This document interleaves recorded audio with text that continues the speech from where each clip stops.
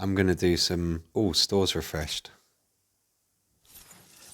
I'm eagerly looking in the store now to see if I get the final epic I need for my Vanda dendrobium. And to anyone that doesn't know, a dendrobium is a type of orchid. Anyway, this video, I'm going to do some simple races. I can't even draw a circle now though, I'm so disturbed today. I'll explain in a minute. That's better. Yeah, I'm going to do the European season part 2 races. I've finished the Apollo hunt, and so my tickets are mine now. And I think all my cars have gas. So let's start at the beginning, win with the Apollo IE. And I'll try and explain what's going on in my head and why I'm feeling a bit strange today. It's time to explain. And I'll even explain why I just said time to explain in that manner. So my Apollo is ranked 2837. This race should be pretty easy with a 3-star Apollo. Mine is 5-star, I haven't upgraded it yet. Time to Explain is the name of the book that I'm going to write. That's the title of my, what is it, an autobiography, but a book about dreams and maths at the same time as being an autobiography. It's got a dual meaning. So it's time I explain this. So it is the time that I should explain something. And also, I'm going to crash. And also, do I have time to explain? How long will it take to explain this? Is there time to explain? Another title I had settled on at the beginning for the book was A Tale of Too Many Perspectives. Because everyone's perspective on everything is different, and your perspective even changes during your life. The time to explain problem came when one day when something bad happened and I needed to explain it to someone, and I realised I don't have time to explain this to anyone. No one's willing to listen to me talk for that long about this one little thing just to understand what happened. But I did have a friend in America listen to me rant on a monologue for 40 minutes about what had happened, and he understood why I did what I did. Oh, this is a different track. He's the only person that he remembers what I said then better than I know now. Like, I've no idea what I told him in that 40 minutes. I explained a really complex problem and he listened, and he's the one person in the world that knows what happened. Today I got a £42,000 bill in the post. That's quite hard to explain. And it sends you a bit mad. So 4.5 years ago, I think it was February 2017, I got sent a letter, a random letter in a brown envelope, and I'd just been consulting for a retailer somewhere. I'd driven to Swindon and I'd done a day's consulting. I'd come back home and I was really happy because I'd been paid loads just to go and have a meeting somewhere, a 2-hour meeting, and just give my advice, and they'd paid me a lot and I was happy. So I came in and I'm dancing because thinking life's brilliant, my girlfriend's at home, everything's brilliant. I've just been paid a fortune to leave my last company, and now people were paying me loads every hour to consult, and I was so happy. But then I get home and I see this brown envelope on the floor, and something about it just took away my mojo, made me lose my mood, and suddenly brought sadness over me. And I thought, I'm not going to open that envelope because I don't need to know what's in that envelope. Everything's perfect, life's brilliant, why would I open that envelope? And about half an hour later, I couldn't think about anything except that envelope. I was stuck, my brain was frozen. I was like, I have to open that envelope, what's in it? And there was a bill for saying, we want to replace the windows in your flat. You're going to have to pay for it, and here's the estimate of the bill. We say £42,000. And you're like, what the... Completely unexpected. And, well, not completely unexpected. Like, I knew one day they'd want to replace the windows, but you thought the real cost should be about 12,000. Because it's the council, you expect them to double it to 24,000. You don't expect the bill to come and it to be 42,000. But anyway, 17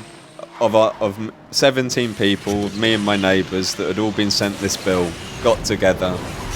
We created a group, we hired a solicitor, we negotiated the bill, we got it down to 24,000. Oh, sorry for that. I'm still thinking the jumps there.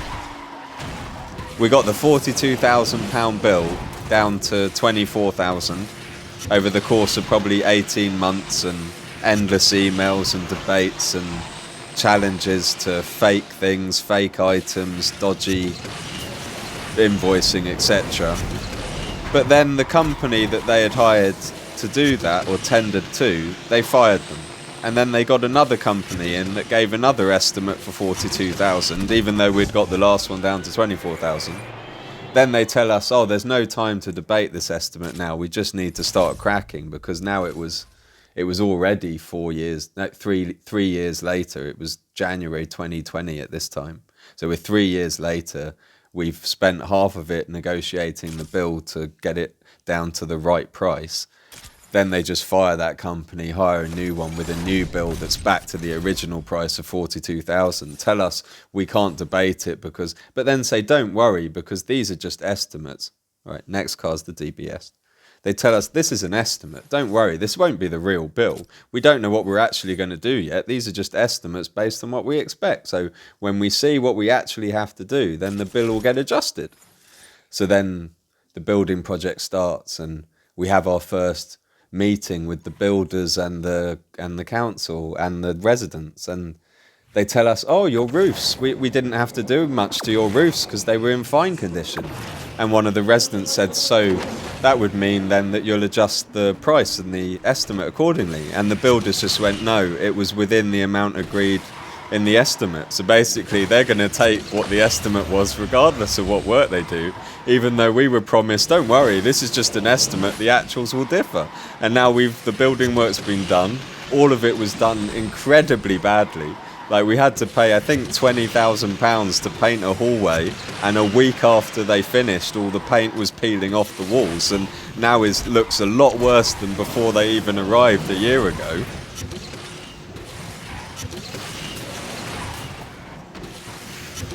I'm a bit angry, because I believe they're a cabal. They're a corrupt cabal that are shaking hands with each other and fabricating invoices, making stuff up. And I've not said any company names.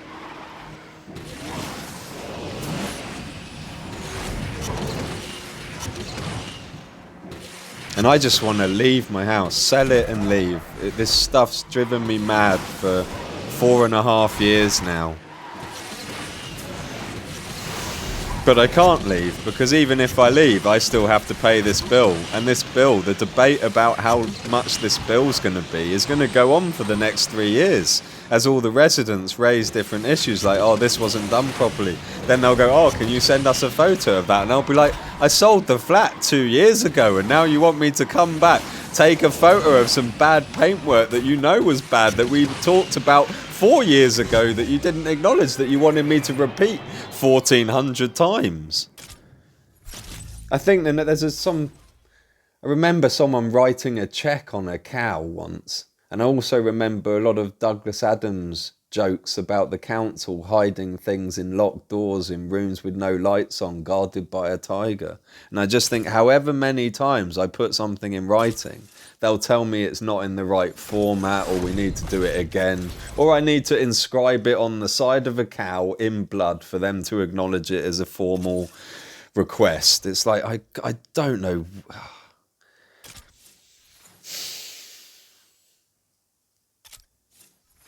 The victor.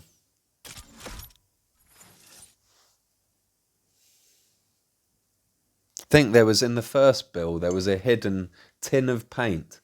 £17,000 for one tin of paint. And it was, oh, that's special anti-graffiti paint.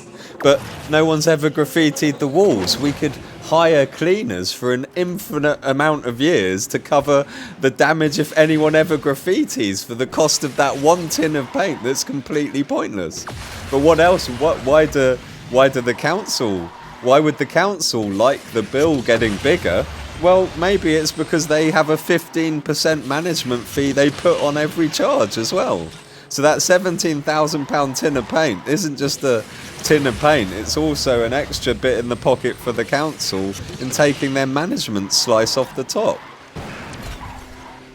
I don't know how you charge for that incompetent management though. Like it's like a management fee for being the opposite of managers. It's a mismanagement fee of 15%, not a management fee.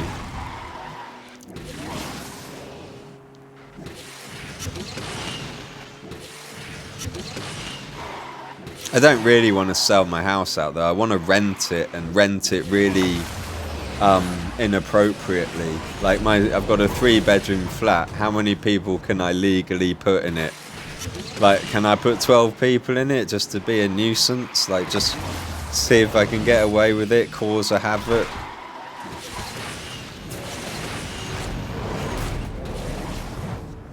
Or actually, I was considering last week, I might just turn one of my bedrooms into a art and carpentry studio and put a bandsaw in and a good thick circular saw, make some noise. Treat this place like the dump that it is. I live on a beautiful street and my home is beautiful, but it's just ruined by some really stupid little things. And Monty Python and the gang would love the stories. Think Terry Gillingham. It just all seems like Terry Gillingham and Douglas Adams stories. What happens to me every day with the council. Literally, what's the time now? It's like 12:07. I haven't had a glass of water. I haven't had breakfast. All I've done is deal with crap that's come up since I got up. Not things that were yesterday that I'm still moaning about. They're all new things every day. Every day, just a million new things happen. If I look outside, there's probably 4 drug dealers in my garden as well. And if I look outside, I'll have to deal with it. If I go check my car, someone's probably crashed into it again and I'll have to deal with that. So I'm just not going to look at my car. Every day I don't look at my car, the probability increases that someone's crashed into it. And the longer I haven't looked in it, the longer I can't look at it because I know it's going to be messed up. I think the last time I went to check it, a squirrel had moved into the engine, started living where the air... Oh, Buster's on my balcony as well now. You see, okay. Buster! Get lost!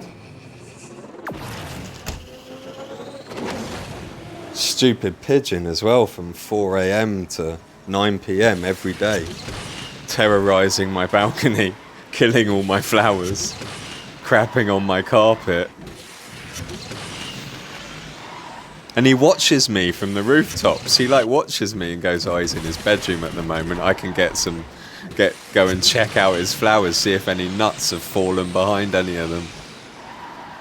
No, I've removed all the nuts, Buster.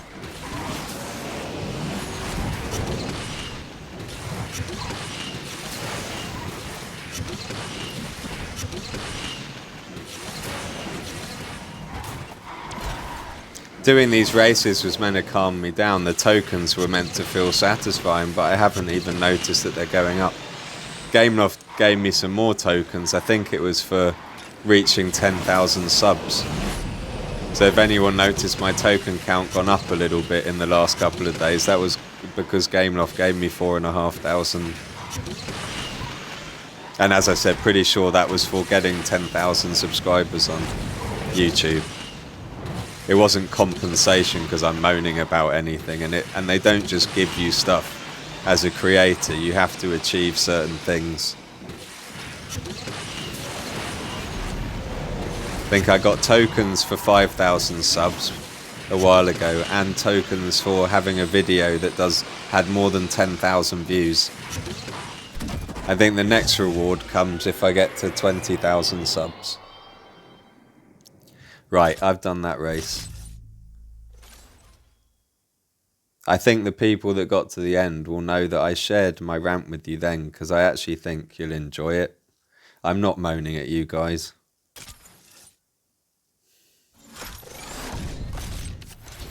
And it's hard for me to be honest in the other videos when I'm so head up with so much rubbish that's annoying me. Right, I don't have the other 3 cars. I will get the Valkyrie. Maybe I'll get the key for the F1LM. I'm not sure about the Zenvo. For the Zenvo, I'm not bothered whether I get the key or not. Good luck, guys. I'm madder than you.